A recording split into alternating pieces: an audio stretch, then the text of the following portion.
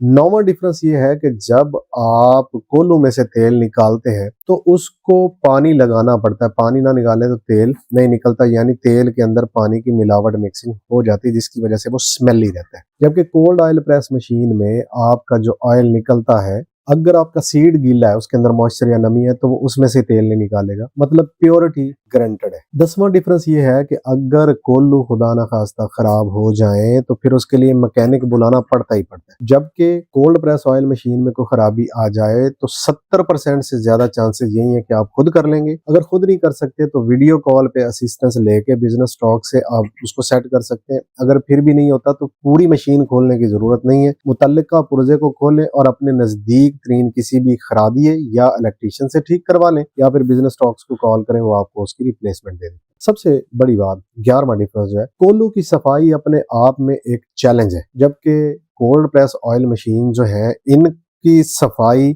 With in 3 minutes आप खुद पूरी मशीन को खोल के साफ कर सकते हैं। ये 12वीं चीज बड़ी जरूरी फैसल भाई ने याद कराई। ये जो आम मशीनों से या कोल्हू से खल निकलती है, वो खल बड़ी मोटी होती है और उसको जानवर के खिलाने में बड़ी दिक्कत होती है, जबकि इसकी जो खल होती है ये पतरी नुमा होती है। इसको आप ऐसे हाथ से मसल के फूंक मारें, ये उड़ जाती है। वनडे वालों के लिए ये सोना है, मतलब उनको क्रशिंग करनी ही नहीं पड़ती, सीधे सीधा वनडे के अंदर इस्तेमाल हो जाती है। छोटे जानवर बड़े शौक से खा लेते हैं, यहाँ तक कि लोग मुर्गियों को डालते हैं कि मुर्गियां इसको खुराक के तौर पे खा लेती हैं। और न्यूट्रिएंट्स, जैसा कि मैंने बताया, टेम्परेचर चूंकि बढ़ता ही नहीं है तो न्यूट्रिएंट्स इसके जाए होते ही नहीं है। और कोल्ड प्रेस ऑयल्स का सबसे बड़ा फायदा ये है कि जो बंदे इसका बिजनेस करते हैं उनको रेट और प्रॉफिट मार्जिन अच्छे मिलते हैं, क्योंकि लोग समझते हैं कि ये जो चीज है ये आम ऑयल से बहुत ज्यादा मुख्तलिफ